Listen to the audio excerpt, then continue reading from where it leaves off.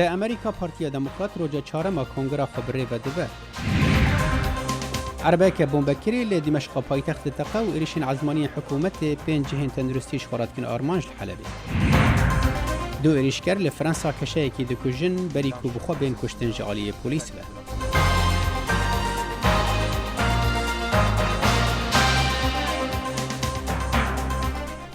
بنرن هجا وهم بخير هاتن خلقة كنويا برنامج كورد كونكشن.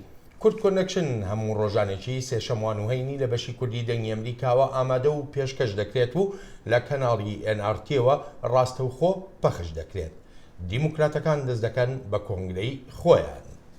دیموکراتەکان لە وڵاتە یەکگرتووەکانی ئەمریکا دەستیان کردووە بە کۆنفرانسە 4 ڕۆژیەکەیان لە شاری فیلادلفیا و لە هەوڵی ئەوەدا یەکگرتووی خۆیان نیشان بدەن لە بەرامبەر بڵاوبوونەوەی ئیمەیلەکانی ڕێبەرانی دیموکراتەکان کە ویستویانە کار ئاسانی بۆ هێلەری کلینتن بکەن تا سەر بکەوێ بەسەر بەرنی ساندەرز خۆکاندیدکردوویەکی تری دیموکراتەکان بۆ پۆستی سەرۆکایەتی ئەمریکا.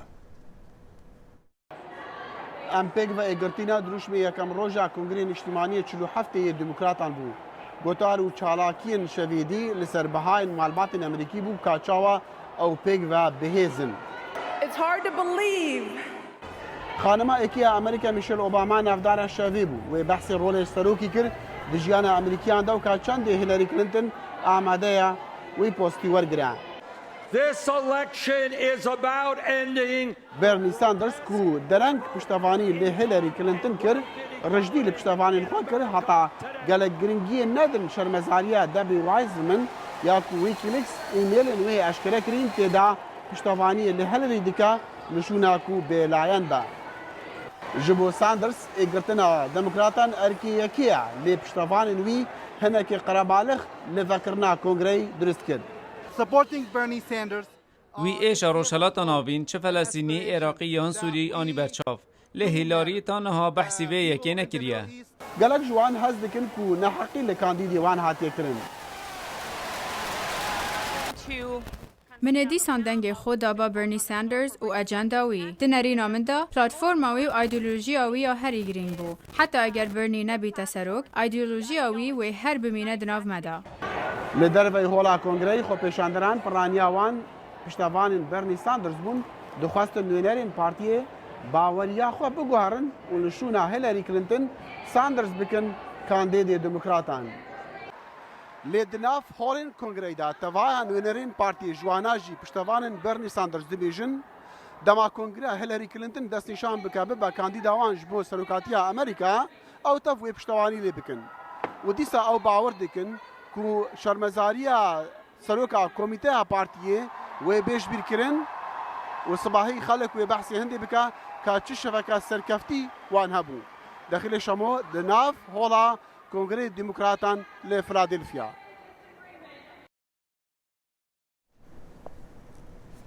هر وکو کنگرا کوماریان کنگرا دموکراتان جی راستی هننا کوکیان بود دناف برا کسین دهندری کنگره بو خدا جی جبو آگاهیم برفرهتر نها افکاری ما داخل شمو جی فیلادلفیا جی جه کنگره دموکراتان لگل ما که داخل دمات باش دم باش سپاس که صالح که داخل او بانگین کج عالی پشتگیرن ساندرز و درکتن هوله کو او ببیت کاندید دموکراتان لشنا هیلاری گلو او بگاناهین بردوامن لبیدنگ بونه ابرو هر بردوامن تفیکو دو برنی ساندرز دو گوتار خواندن یکم بری دست بکرنا کنگرهش بو پشتوانین خوا خواندن جوانه خواست و گوتوانه کو نها دمی هندینی نکو او یان هیلاری ببسروک دمی هندی پرنسیپین وان بنماین کوان باوری پیهی سر بکاون شویدی گوتارا دماهی یاوی بودی ساوی پشتوانین خوا خواست گوتوانا از اوهود دوید پیک و امدنگی بدن هیلاری کلینتن جبو هیلاری کلینتن بکوا کوش کاسپی نکو دونالد ترامپ و ترس هندی دیار کرد کو اگر ترامپ بونمونا و هزرا خو هزرا هندی بکن کانی اوی کی بکا يعني كي بكا اندامي دادگاه بلندا امريكا باشا داخل ام جوره پشتیوانی که برنی ساندرز دکری برای تو اوندی چاودێری ڕەوشەکە دەکەی لە ناو هۆڵی کۆنگرەکەدا کاریگەری دەبێ بەسەر دەنگدانەکەی ئەمڕۆ بۆ هیلاری کلینتن کاریگەری هەبوو تا دوهی و ئەڤڕۆژی دێکانگە کاریگەری هەبتن چونکو پشتەوانین ساندرز هەر ساندرز دخوازن دەبێن ئەو ببە کاندید لێ پشتی کو ئیرۆ ده هولا كونغري دا دنگتي دان وهلاري بفرمي دبا كانديدا ديمقراطان جبو هالبجاتري سلوكاتيه بيغومان تفايا پشتوانين بيرني ساندرز جي وپشتواني لوي بكن وتف لاين دي جبير بكن وصباحي ودست بقناغ كادي بكن هتا ايروجي نرازينا هتا ايروجي دخوازن كاندي ديوان بيرني ساندرز ببابر بجار لي وراستي ببن كو دنگداني ايروجي با وهلاري ودركافا وصباحي روشك ديبا بله افکاری مداخل شما جه فیلادلفیا جه کومارا جه کنگره دموکراتان لگل مبوی گلک سپاس لسومالی برپرسین پلیس دبیجن دو کسین خوکوش به عربین داگرتی جبون بیان خواه پاقاندن لدروی نویسینگهن نتوین یگرتی ین ماینانو خالك بوليسا وكولين لمقدشو يا بايتخت و ده انجام دا 13 كسن هاتن كشتن دناف دجي حفت نوبدار نتوين يگرتي بون پۆلیس لە بەنگلادێش نۆتون ڕەویان کوشتووە لە میانەی پێکدادانێکدا لە ناوچەیەکی نزیک دەکای پایتەختەوە. سەرکردەی پۆلیسی نیشتیمانی بەنگلادێش دەڵێت ژمارەیە تونڕەوی ئیسلامی کە بڕوا وایە ئەندامانی ڕێکخراوی جەماعە ئیسلامی سەر بە ڕێکخراوی دەوڵەتی ئیسلامی بن وەک پۆلیس دەڵێ پیلانیان هەبووە تا هێرشێکی هاوشێوەی هێرشەکەی مانگی ڕابردوو بکەن بۆ سەر قاوەخانەیە کە 22 کەسی تیادا کوژران. گەواهدەران دەڵێن تونڕەوەکان لە باڵەخانەیەکی پێنجنهۆمیدا بوون لە ناوچەی کالیان پور و لە کاتێکدا پۆلیس ویستویانە بچنە ناو باڵەخانەکەەوە تونڕەوەکان دەستیان کردووە بە تەقەکردن. عربەیەکە بوومبەکیری لە پایتەختە سووریا دیمەشق تەقیە و گەلە کەس بریندارکردن و هەروەها زیان گیهاندن ئاڤاهیên حکومی لە ناوچەیە دە هەمان دەمێدا عێریشên عەزمانیên حکوومەتê لە حەلەبێ bi kêmanî 5 bingehên tenduristî ji xwe re kirin armanc. Ev raport rûnî dide ser rewşa Dîmeşq û Helebê. تەقینەوەکەی دیمەشق لە گەڕێکی کە فرسوسا ڕوویدا کە زۆرێک لە دامەزراوە ئاسایشەکانی حکوومەتی سووریا لەوێن ڕێکخراوی سووریایی بۆ چاودێری مافەکانی مرۆڤ ڕادەگەیەنێت ئەم تەقینەوەی درنگانێکی ڕۆژی دووشەمە لە نزیک خوێندنگایەکی ئێرانی ڕوویدا و زیانی زۆری لێکەوتەوە بەڵام وردەکاری لەسەر زیانەکان بڵاو نەکردوێتەوە. پاش شەڕوپێکدادانی نێوان هێزەکانی سەر بە حکوومەت و لایەنەکانی سەرهەڵداوان لە حەلەب فڕۆکە جەنگیەکان هێرشیان کردە سەر ناوچەکانی دانیشتوان لە گەڕەکی بەنی زەید و کەمپی حەندەرات لە باکووری حەلەب. لە هەمان کاتیشدا چەند موشکێک لەلایەن سەرهەڵداوەکانەوە گیرایە ناوچەکانی ژێر دەسەڵاتی حکوومەت لە شارەکە. خۆبەخشە سیڤیلەکان بریندارەکان و تەرمەکان لەژێر داروپەردووی باڵەخانەدا ڕماوەکان بەهۆی هێرشە ئاسمانیەکان دەردەکەن. خەڵک بە تووڕێیەوە ناڕزایی بەرامبەر بەم ڕەفتارانەی ڕژێمی سووریا دەردەبڕن. ئەو کەسێک کە بەشاری دەوێت ئەها ئەمە بەشارە ئەو سەگانەی پشتیوانی بەشار دەکەن وەرن سەیری ئێرە بکەن بزانە بەشار و ئەوانە چی دەکەن بزانن چ ماڵوێرانیەکە ئەم وێرانیە نابینن ئەمەیە ئیشەکانی بەشار. فڕۆکە جەنگیەکانی حکوومەت ڕۆژی یەکشەمەش هێرشیان کردە سەر بەلایانی کەم 5 بنکەی تەندروستی لە باکووری حەلەب. چالاکوانان دەڵێن هێرشە ئاسمانیەکە لە شەوی یەکشەمە ڕوویدا و هەتا پاش کاتژمێر 12 شەو بەردەوام بوو بەلایانی کەم 5 کەس کوژران لە ناویاندا منداڵێکی ساواش. هێزە کوردیەکانیش خاڵی پشکنینیان لەسەر شەقامەکانی دەوروبەری شارۆچکەی منبج داناوە بە مەبەستی گەڕانی ئۆتۆمبیلەکان تاوەکو دڵنیا بن لە پاراستنی گوندەکانی دەوروبەر. ئەرکی ئاسایش لێرە چاودێریکردنی گوندەکان و ڕێگاوبانەکانەوە هەروەهاش دانانی بربەستی تایبەتە بۆ ئەوەی بتوانرێت ئەرکەکە بە تەواوی جێبەجێ بکرێت. تا ئێستاش توانراوە چەند خانەیەکی نێنی تیرۆرستان ئاشکرا بکرێن. هێزەکانی سووریای دیموکرات کە ئەمریکا پشتیوانیان لێ دەکات لە 80 زیاتری منبجیان لەدەستدایە و لە ڕۆژی دووشەمە جارێکی تر دووپاتیان کردەوە تونڕەوەکان دەتوانن شارەکە چۆڵ بکەن بەبێ ئەوەی هێرش بکرێتە سەریان. لە واشنگتن وەزیری بەرگری ئەمریکا ئاشتن کارتر دەڵێت هەر هاوکاریەکی لەشکری نێوان ئەمریکا و رووسیا بۆ هێرشکردنە سەر ئامانجەکانی سووریا شتێک نییە متمانی پێ بکرێت. بێگومان ئەوان هەر پشتیوانیان لە ڕژێم کردووە ئەمەش بۆتە هۆی ئەوەی کە شەڕی ناوخۆ درێژە بکێشێت. ئێمە هیوادار بوون ببێتە هەندانێکی سیاسی کە کۆتایی بەو جەنگە ناوخۆیە بێنێت کە سەرەتای هەموو توندوتیژیەکان بوو لە سووریا و شەڕی دژ بە توندڕەوان بکرێت لە بریمیان ڕەوان. ئەمانە هەمووی بەشێک بوون لەو پرۆسەیە ئەمەش ئەوەیە کە جۆن کێری هێشتا هەوڵی بۆ دەدات. وەزیری دەرەوەی ئەمریکا جۆن کێری هەوڵی هاوکاری زیاتر دەدات لە نێوان ئەمریکا و رووسیا بۆ شەڕکردن دژ بە توندڕەوان لە سووریادا. هێرۆ زەنگەنە دەنگی ئەمریکا. ئەنجومەنی لەشکری منبج کە پەیوەستە بە هێزەکانی سووریای دیموکراتەوە توانیوێتی کۆنتترۆلی زۆر شوێنی شاری منبج بکات و لە دەستی تێرۆریستانی دەوڵەتی ئیسلامی بسەندێتەوە. پامنەری دەنگی ئەمریکا سەردانی ناوچەکەی کردووە و لە راپۆرتەکەیدا باس لە دواترین بەرەو پێشچوونەکانی هێزەکانی دژی تێرۆریستان دەجەنگن دەکات. کەمیرەیە دەنگێ ئەمریکا دەرباسی ناو باژارێ منبجێ بوو و ئەنجامن هەری داوی ji ئۆپەرسیۆنا ڕزگارکردنا منبجێ شۆپاند. تاخە حەزاونە یەک ji taxên herî mezin di nav bajarê Minbicê da. Di hewldana şervanên encûmana leşkerî da gober bi navenda bajêr ve herin pevçûnên dijwar di navberî wan û cekdarên Daişê da derketin. Ew jî hat diyarkirin dema got em di nav kolanan da geriyan. Li gorî şervanan ji sedî heştî ji bajarê Minbicê hatiye rizgarkirin û kolan bi kolan pevçûn bi dijwarî didûmin.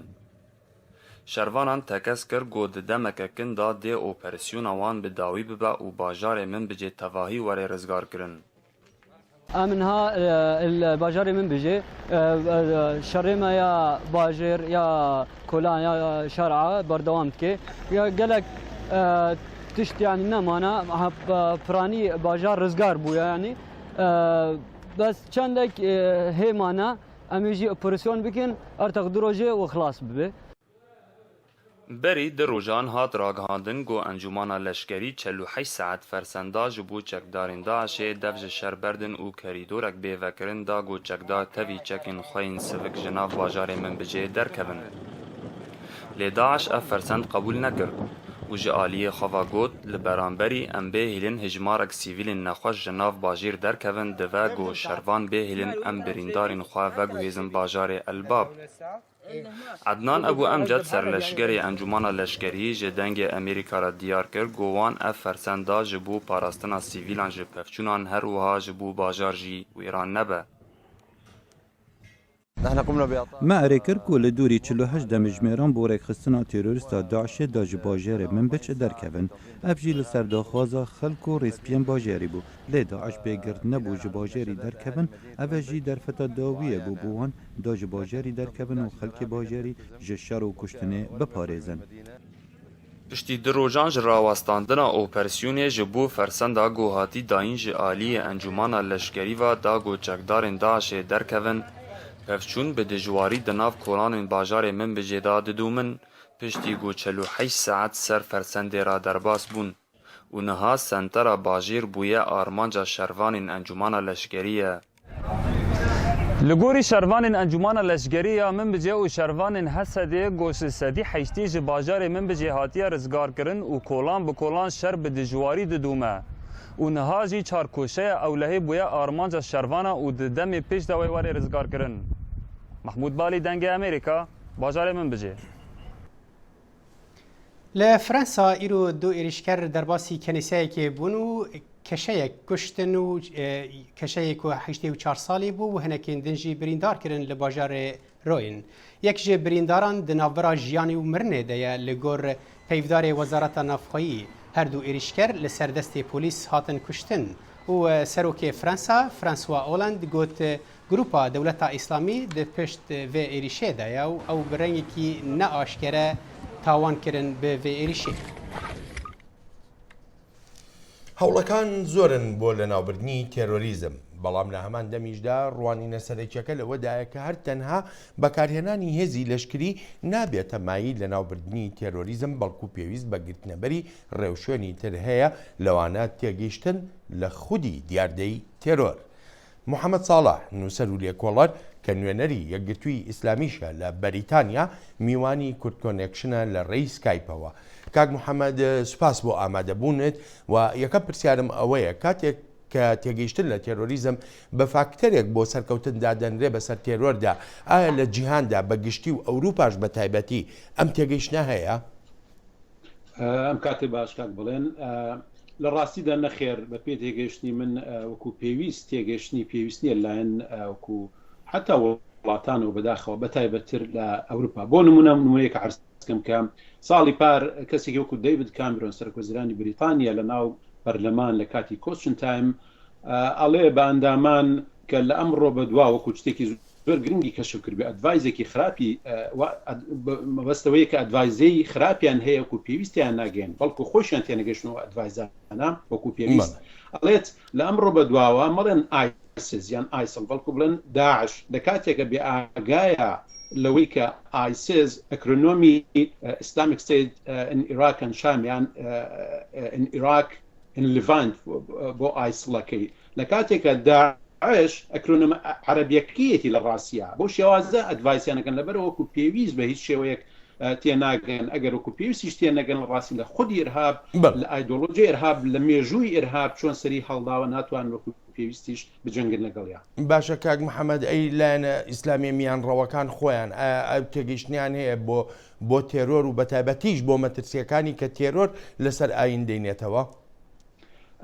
پێم وایە بەڵێ تا ڕادێکی زۆر باش بە تایبەت ئەو ئیسلامیانە ڕەوانە کە لە ئاستی سیاسەتە وەکو حزب و لە ئاستی ممارسی سیاسیە هەوڵ و تێکۆشانیان هەیە زۆر جوان تێگەشتون بەڵام بەداخەوە هاوکاری ناکرێن بەڵکو دژاتی شەکرێن بۆ نمونەی جوان سەر هەڵەدا لە تورکیا خەڵک بێدەنگە بێ بەڵکو پێشی خۆشە انقلابی بەسەر بکەوەکو بینیمان پێش هەفتەیەک لە حتى لە کوردستانیش دێن یعنی لە ڕاستی ئایدۆلۆژیی تونوتیژی ئیسلامی و ئێرهاب بنەمایەکی مەسەن وەهابیزمەیە سەلەفێتیە کە بە ئاشکر خۆیان لێمە سەلەفی جیهادین کە خۆناغێکە لە دوای سەلەفیەت سەرکێشن بۆ تونوتیژی پەریان پێدەن زۆر بەسیتی یعنی لە کاتێک گەر بێت و باسی کوردستان بکەن لەم خاڵام ئەمە دوو زەرری گەورەیەکیایە کەیان ئەو زەرێکی ئێستا باسی لەسەرەکەن تێگەیشتن نیە و وەکو بڵێ هەماهەنگی نەکردنە لەگەڵ خەڵکی میانەڕەوە مسلمانی میانڕۆ ئەحزابی میانەڕەوە بەڵام ئەوان وازانن بۆ دەستکەوتێکی سیاسی کورد بۆ دژایەتی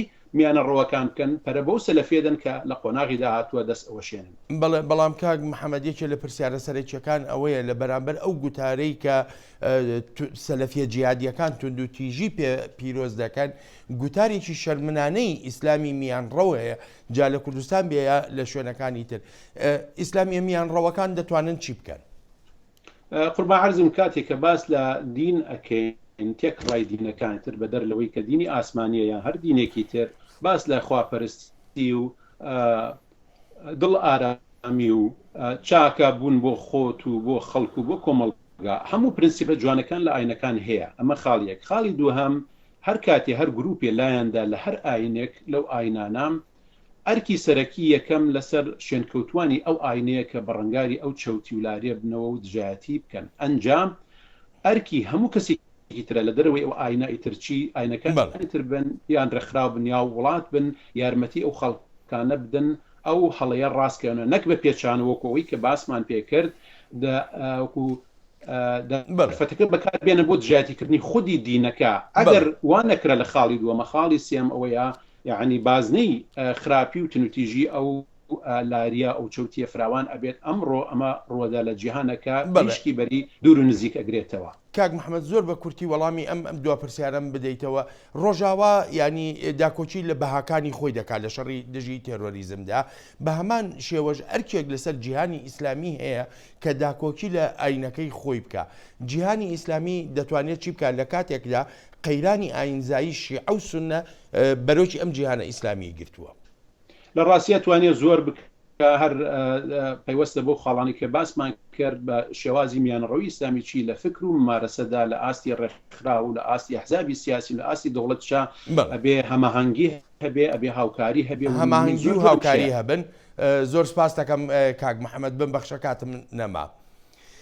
ئەو بارە نائاساییەی ڕەجەب تەیب ئەردۆغان سەرۆکی تورکیا ڕایگەیاندووە دەستی زیاتر ئاوەڵا کردووە و دەسەڵاتی زیاتری پێداوە بۆ بەرەنگاربوونەوەی نەیارەکانی و لە کارلادانیان بەشی هەر زۆری ئەم بەرەنگاربوونەوەیە و لە کارلادانانە بەرامبەر ڕەوتی کەسایەتی ئاینی فەتحوڵا گولەن دەکرێت کە پێشتر هاوپەیمانێکی ئەردۆغان بوو بەڵام ئێستا لە تورکیادا بەڕێبەرایەتیکردنی کودەتا سەرنەگرتووەکە گوناهبار کراوە. ئەوە هەفتە ساڵە پێ نەناوەتە ناو خاکی تورکیە بەڵام ناوی فەتحوڵا گۆلان لە نێو هەستی لایەنگیرانی ئەردۆغاندا بە توندی دەزرنگێتەوە. ئێمە لێرە پشتیوانی لە تەیب ئەردۆغان دەکەین با فریشتەکان دەست بە باڵێەوە بگرن و فەتحوڵا گولەنیش بە نەفرەت بێت. ئەوانەی کە لە بزوتنەوەی گۆڵندان لەم ڕۆژانەدا نایانەوێت قسە بکەن ئەو باڵاخانایی کە پەرتوکەکانی تێدا چاپ دەکرێن و بڵاو دەکرێنەوە ئاڵایەکی تورکیایی پێدا هەڵواسراوە کە دروشمی فرۆشگاکەی داپۆشیوە. ئەمەش نیشانەی ترسە. بزوتنەوەی گوڵن زۆر بەهێزن و بەنیهێنی کار دەکەن، کەسانێکی کەم لێرە دان بەوە دەدەنێن کە سەر بە ئەوانن. بەڵام بزوتنەوەکە بە شێوەیەکی بەربڵاو لە بنیادەکانی پەروەردە و فێرکردن و بەڕێوەبردننی خوێندگاکاندا بوونیان هەیە. ئەندامەکانی خاوەنی پلەپایەن لە ناو لەشکەر، دەستگا زانیاریەکان و دادوەریەکاندا. نووسەری کە بۆ ماوەی 16 ساڵە لێکۆڵینەوە لەسەر گۆڵند دەکات جارێک زەندانی کرابوو بەهۆی ئەوەی گوایە یەکێکە لە پەیڕەوانی. ئایا ئەو بۆ ڕۆیشت ئەوە هیچ پەیوەندێکی بە چالاکی کاروبارەکەیەوە نییە. گویلەن بەم شێوەیە ئەو زۆر کەسێکی خاکیە بەڵام دەیەوێت هەموو وڵات لە ژێر دەستی دابێت. ئەردوگان و گۆڵێن لە دەمێکدا هاوپەیمان بوون. دید و بۆچوونی هاوەشی ئیسلامی نەربڕەویان هەبوو. بەڵام وا دەرکەوت تورکیا ئەوەندە گەورە نەبوو جێگای هەردووکیانی تێدا ببێتەوە. ئەمە ئەو گوچ سەرکوتکردنەکانی ئەردوغان سەنگی خستۆتە سەر ئەو دام و دەستگایانی کە بڕوا دەکرێن بە ڕێگەی ئەوان گولن کاریگەری لەسەر پەیڕەوانی دەکات. ئەو دەسەڵاتە لە دەمێکدا وای کرد ئەم دوو هاوبەشە جێوازیان تێدا دروست بێت چونکە ئەردوگان کەسێک نەبوو کە دەسەڵات لەگەڵ کەسێکی تردا دابەش بکات. شێوازی ئیسلامیەکەی ئەو زۆر سەرڕەکێش بوو بۆ کەسانی کە بێیانەوێت ئیسلامیەکەیان لە جیهانێکی مۆدرندا بەسەر بەرن. لەبەرەوەی ئەمریکا ڕێگەی داوە گۆڵێن لێرە بمێنێتەوە زۆربەی تورکەکان جاڕاست بێتیان نە لەو بڕواایەدان ئەمریکا دەستی هەیە لە کۆدەتا سەرنەکەوتووەکەی کە تورکیای گۆڕی. جانە دیلان بەشی کوردی دەنگی ئەمریکا. راپۆرتا بیرۆ بۆچینên partiyên siyasiyên Kurdê Sûriye li dor guhertinên dawî li Tirkiye ku peyamnêrê Melqamişlo bo we nihara gihandî ev ê di vê raportê de bêt pêşkêşkirin. Di dema dawî de hin guhertinên mezin li Tirkiyeyê derketin holê. Got ew helwesta xwe ji rejîma Sûrî diguherînin. Gelo partiyên Kurdî li Sûriyeyê van guhertinan li Tirkiyeyê çawa dinerxînin. Ew heta kîjan radeyê wê bandora wê serpirsa Kurdî li Sûriyeyê hebe. Tevgera civaka demokratîk tev demê ku serkêşiya rêveberiya xwesera demokratîk li herêma Kurdî li Sûriyeyê dike, nêzîkbûna Tirkî û rejîma Sûrî bi nêzîkbûna Qilsan pênaz dike. Birêz Abdüselam Ehmed dibêje goyê bandora wê serpirsa Kurdî li Sûriyeyê tunebe.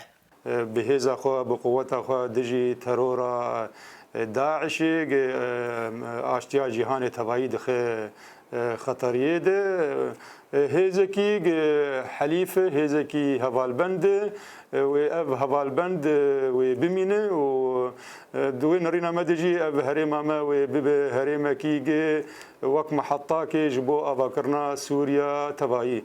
Li aliyê din jî partiyên Encumana Niştimanî Kurdî enekese bi heman nerînê li vê guhertinan dinerin û dibêjin got wê bandora wênê neyînî li ser pirsa Kurdî Sûriyeyê tunebe.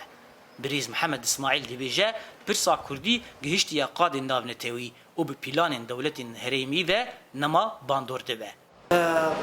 Kêşeya Kurdî di hundirê Kurdistanê Sûriye tedwîl bûye û nema rejêm karin veşêrin û xwe ber sehqaqatê Kurdî de bidin alî. Li gorî hin siyasetmedarên Kurd jî got di dema got dewletên herêmî li dijî pirsa Kurdî lêzîkî hev dibin nakokiyên xwe jî didin alî ji Kurda tê xwestin got di heman demê de yekîtiya xwe ava bikin. Di wê dema got Kurd xweşik hevdû nagirin mixabin dijminê Kurda hevdû digirin gerek Kurd ebretê bigirin û lev vegirin li ser bingeha projeya netewî Kurdî ew caran vî sawa di wî rengê de hingî wê piştgirtî wan jebin. Di dema got Kurdên Sûrî bi guman nêzî her du aliyên alûziya Tirkiyeyê dibin gelo geşedanên dawî li Tirkiyeyê wê siyaseta wî welatî li hemberî Kurdên Sûriyê biguherîne anna. Zana Umer dengê Amerîka Qamişlo. داکۆچیکردن لە ژنان و مافەکانیان هەر تەنها لە ڕێی ڕێکخراوە سیڤیلیەکانەوە نییە بەڵکو ڕۆڵی ژنان لە کۆمەڵگا و لە خێزانیشدا دەبێتە پرەنسیپێکی سەرەکی خۆسەلماندن وەک ئەوەی حەسیبە محەممەد لە پۆلیسی هاتوچۆی پارێزگای سلێمانی دەیکات. حەسیبە وەک پەیامنێری دەنگی ئەمریکا لە سلێمانی دەڵێت ڕۆژانە بێ لە ئەرکەفەرمیەکەی خۆی کاری تریش دەکا بۆ باشترکردنی ژیانی خۆی و خێزانەکەشی.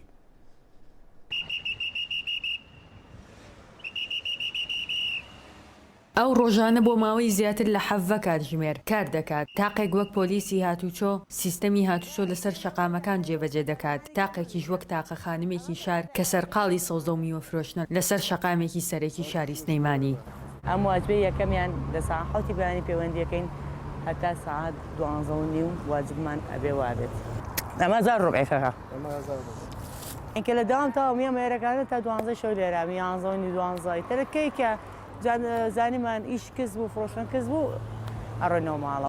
حەسیبە مەحەممەد ئەو ژنەی ماوەی زیاتر لە 12 ساڵە کارمەندە لە بەڕێوەبەرایەتی هاتوچۆی سلەیمانی و ڕۆژانە ئەرکەکانی وەک فەرمانبەرێکی دەوڵەت ڕادەپەڕێنێت و لە دوای قەیرانی دارایی و نەبوونی موچە بۆ ماوەی زیاتر لە 5 مانگ و پەیڕەوکردنی سیستەمی پاشەکەوتکردنی موچەی فەرمانبەران لە کوردستان ناچار دەبێت بۆ دابینکردنی کرێخان و بژێوی ژیان پەنا باتە بەر پیشەی فرۆشتنی سەوزە و میوە لەسەر شەقامێکی سەرەکی شاری سلەیمانی.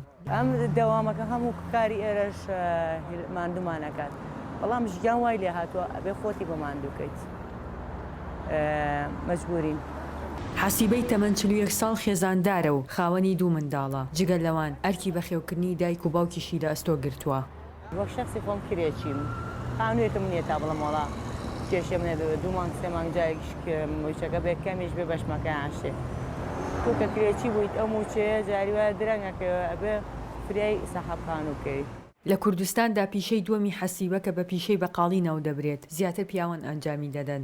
وەکەوەی کە من تا ئێستا لەسەر جادەم ڕوبەڕووشت بوونێتەوە ڕوبەڕوویەوە بوونێتەوە کەسانی تر هەیە نوعێکە تووڕە ئەبێ لێمان ئەبێ ئێمە تەحملمان باشتر بێت. حەسیبە پێچەوانی پیشەی سەرەکی کە لەسەر شەقامەکان تووشی گرفت بۆتەوە بۆ ئەم پیشەنوێی خەڵک دەستخۆشی لێ دەکەن. هەموو جارێک پێم وەڵام ئافەرم دەستە خۆش بێت تۆ ئەتوانیت ئەو ئیشە بکەی کە ئیشی بەقاڵەیە قورسە.